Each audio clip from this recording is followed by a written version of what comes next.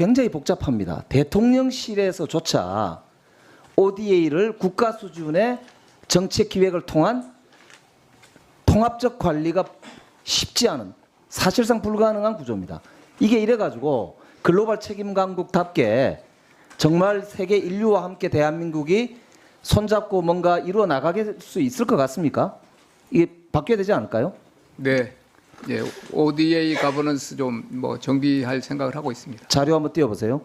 지금 윤석열 정부에서요, ODA가 22년도에 총 유무상 합쳐 3.66조였는데 25년도 유무상 합쳐가 6.2조가 됐습니다. 그 중에 유상이 1.53조 22년도에, 25년도에 2.51조 1조가 늘었습니다. 여기에 캄보디아께 한 2천억 들어가 있습니다. 그죠? 예. 그때 김건희 여사 통일교 논란이 됐던 거요. 무상도 마찬가지입니다. 그런데요, 지금 이게 100억 이하도 총 41개 수행기관 중에 건수는 1900개인데 그중에 100억 미만이 20개 기관 정도가 한답니다. 그런데 이게 전부 주먹구구고요. 상당수가 퇴직 공무원들이 이거 프로젝트 매니저를 한다고 합니다. 이거 이렇게 해가지고 사실은 예산 낭비다라고 하는 걸 피할 수가 없다고 생각하거든요. 이번에 APEC을 계기로 해서 대한민국의 위상이 정말 엄청 높아졌잖아요. 네. 뭐 여러 논란이 있지만은 저는 금관을 통해서 전 세계에서 쇼킹할 정도로 저는 경주의 우리 문화 수준 이런 것들도 관심을 끌고 있고요. 그래서 저는 이 시스템을 국가 수준에서 정책 기획을 통해서 통합적으로 관리하는 체계를 만들어야 된다, 이렇게 말씀드리고 싶습니다. 동의하시죠? 동의합니다. 예, 실제 그런 방향으로 개편 지금 작업 추진 중에 있습니다. 안보실장님 동의하시죠? 네, 맞습니다. 이게 통합을 해야 된다. 지금 분절화의 문제가 심각한데 이것을 통합해야 된다는 것 저쪽으로 동의하고요. 그 다음에서 이 통합하더라도 좀 소규모 분절화된 사업이 아니라 좀 큰 규모 사업으로 맞습니다. 해야 되고 외교부의 재외공관 이걸 전체적으로 총괄할 수 있도록 맞습니다. 예. 조정해 줘야 제가 됩니다. 그 말씀 드리려고 그랬는데 실장 말씀 잘해 주셨고요. 마지막으로 캄보디아 관련해서요. 이게 지금 보니까 이게 아까 말씀드린 대로 지금 불투명하게 짝이 없습니다. 근데 대통령께서 이걸 전면 재검토하라고 지시했지만은 감축 대상에서 빠진 게 시아누쿠빌. 그러니까 이번에 우리가 문제가 됐던 그 컴파운드가 있는 거기에 전력망을 까는 사업에 100억 정도가 들어가는데 이 사업은 손을 못 댄다고 지금 제가 지금 이해가 안 되거든요. 국민들도 납득 못하는 사안이 있습니다. 그래서 캄보디아 관련해서는 다시 한번 대통령실에서 정말 면밀하게 좀 살펴볼 필요가 있다. 자, 마무리해 주십시오. 그렇게 하겠습니다. 예. 네, 수고 많으셨습니다. 다음은 존경하는 박수민 의원님 질의해 주십시오. 예, 위원장님 감사합니다. 박수민 의원입니다. 대통령 실장님, 그리고 오늘 참석해 주신 분들, 제가 오늘 느낀 지적 사항들을 쭉 좀 한 7가지 정도 불러 드릴 테니까 예, 답변하고 싶으신 부분 답변해 주십시오. 강훈식 실장님 아까 인사 말씀에서 취임 당시 필기도구와 컴퓨터는 물론 직원 한 명 없이 무덤 같은 곳에서 출발했다, 이렇게 말씀 주셨는데, 제가 알기로는 김대중 정부가 끝나고 노무현 정부가 시작할 때 하드디스크는 있었답니다. 하드디스크밖에 없어서 그때 노무현 대통령이 느끼고 만든 것이 이지원이라는 시스템이 있었고, 근데 그걸 호기롭게 만드셨지만 결국은 MB 정부가 이어받은 건 텅 빈 또 하드디스크였습니다. 예, 그리고 그땐 제가 있었고요, 대통령실에. 그 다음 박근혜 정부 등등서부터는 제가 없었기 때문에 잘 모르겠습니다만은 저는 이것이 달라졌을 거라고는 생각은 안 합니다. 즉 초반에 대통령실을 세팅하는 게 얼마나 고통스러운지는 저도 잘 압니다. 그러나 이번 대통령실만의 특수한 경험으로 설명하시는 것은 제가 동의하기 좀 어렵고요. 이것을 아예 제도적으로 좀 풀어보십시오. 정권의 예민한 정보들을 얼만큼 남길 수 있을지, 예, 기록물관리법에 따라서는 하겠지만 그 부분 난항이 있을 겁니다. 잘 고민해 보시고요. 특활비를 되살린 데 대해서는 시선이 따가울 수밖에 없습니다. 근데 저는 이번에 특활비를 부활한 게 잘못된 게 아니라 그때 깎은 거에 대한 정치적 사과가 필요하다고 생각해요.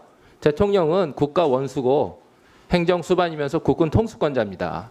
특수활동비는 활동비입니다. 대통령의 활동비를 깎으면 대통령 활동을 깎은 겁니다. 예, 그런 논리에서 이 사과를 누구한테 받아야 되겠느냐. 당시 당대표는 이재명 대표셨어요. 그래서 정치적 사과를 한번 고민해 보시라 말씀드리고, 김현지 총무비서관이 비서실장으로 부속실장으로 옮긴 거, 이게 대통령실 내에서 보면 이게 썬파워나 가능한 겁니다, 사실은. 그래서 아까 그 내막은 들었어요. 인사 배경은 들었고, 근데 제가 한 가지 이해 안 되는 거는 강훈식 실장님, 그다음에 우리 우원식 수석님 두 분만 합쳐도 7선이세요. 예, 그 정무 감각으로 죄송합니다. 우상호 죄송합니다. 예, 요즘 머릿속에 많이 들어 있어서. 예. 두 분만 합쳐도 7선인데 이 정도 정무를 캐치 못했다? 이 감각을 저는 동의하기 좀 어렵습니다. 그리고 김현지 부속실장 인사기록 카드 제출에 대해서는 증언감정법 등 개인 정보 침해 여지가 있다라고 해서 제출을 거부해 주셨는데, 저는 침해 의지가 없습니다. 공적인 국정감사의 의지만 있는 것이고, 국정감사의 목적을 예단해서 내지 않는다는 것은 자의적 해석이고, 윤석열 정부 때 안 냈다? 그랬던 것 같아요. 제가 잘 모르겠지만, 그러나 윤석열 정부를 좋은 사례로 지금 벤치마크 하시는 건 아니겠죠? 예, 답변해 보시고요. 관세 협상 페이지 좀 띄워주십시오. 김용범 실장님이 얘기하셨던 거에서, 아니요, 그 그래프 띄워주십시오. 예, 8월 3일에 3,500억 불과 10월 29일에 3,500억 불은 이렇게 달라져 있습니다. 김용범 실장님, 이 결과에 대해서 설마 만족하시는 건 아니겠죠? 저희가 말씀드렸지만 그 상황 내에서 최소한의 그 안전장치들, 다중의 안전장치를 마련했다는 말씀드립니다. 2천억 불이 총괄인데. 아니, 근데 결과에 대해서 연도별로. 만족하시냐고요? 이거 다 얘기했던 겁니다. 세세한 건 저도 다 아니까. 나중에 더 추가로 말씀드리겠습니다. 알겠습니다.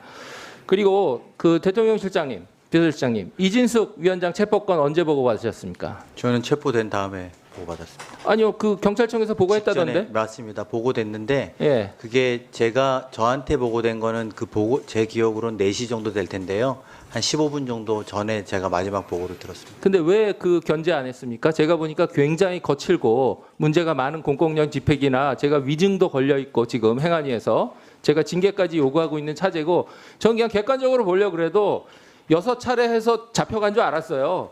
근데 6차례 출석 요구 자체가 규정에도 맞지 않고 상식에도 맞지 않습니다. 이거는 당연히 견제했어야 되고, 견제가 안 된 그 정치적 부담은 다 대통령한테 가 있습니다. 실장님 정도면 이거 견제하셨어야죠. 네, 이따가 답변, 예, 이따 답변 주시고요. 자, 마지막으로 38시간에 대해서 그 표 좀 주십시오. 예능 출연 뭐 등등 다 괜찮은데, 제가 보니까 26일에 와서 행안부, 국무총리 등등등등등 국정자원 화제에 대해서 첫날 대응 잘했어요. 아무 문제가 없더라고요. 제가 행안위에서 다 따져 보니까. 근데 분명한 거는 27일부터 27일 38시간이에요. 48시간 아니고 텅 비어 있습니다. 이때에 대해서는 제가 좀 듣고 싶은 게 있으니까 마이크 1분 더 드리겠습니다. 예, 넘겨 주십시오. 마지막 요거만 다음 페이지 주세요. 다음 페이지 띄워 주십시오. 예. 27일 대통령 일정과 대국민 소통이 비어 있다는 건 제가 팩트 체크를 했고, 저는 두 가지 아쉬움이 있습니다. 첫 번째, 28일 10시 50분에 실제 회의가 있었느냐? 이건 한번 답변 주시고요. 그리고 설명하면 될 일이었어요. 저도 대통령실 근무했지만 대통령실에 싸움을 안 겁니다. 근데 허위 사실로 단정하고 법적 대응하겠다고 나서서 정쟁을 유발했고, 오늘도 말씀하셨죠. 대통령을 정쟁에 끌어들이지 말아달라, 여야가. 이거는 대통령실 대변인이 정쟁을 시작했던 건이어야 돼요. 예, 이상 제 견해 드렸으니까 말씀 주시고 싶은 부분 말씀 주십시오. 네, 의원님 말씀대로 먼저 정권이 바뀌었을 때 정권의 예민한 자료까지도 서로 공유할 수 있는 시스템에 대해서는 저희가 깊이 고민해 보겠습니다. 하지만 이전에 정상적으로 정권을 이어받았던 거랑 저희의 가장 큰 점은 늘공도 없었다는 겁니다. 늘공이라도 사실은 누가 어떻게 돌아간다는 상황을 설명해 줄 수 있는데, 데이터의 문제가 본질이 아니라 운영 자체가 초반에 많이 어려웠다는 그런 취지의 말씀이었다고 이해해 주시면 될 것 같습니다. 특활비에 관련해서는 여러 지적이 있습니다만, 제가 아까 말씀드린 것처럼 국가 예산은 공개성을 가지고 있어야 되고 투명성을 갖고 있어야 되는 게 원칙이라고 생각합니다.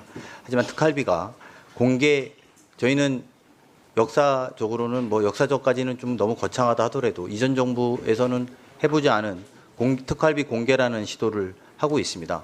다만 의원님들 입장에선 투명성도 요구하실 수 있는데 특활비 성격 자체가 투명성까지 담보하기는 어렵습니다.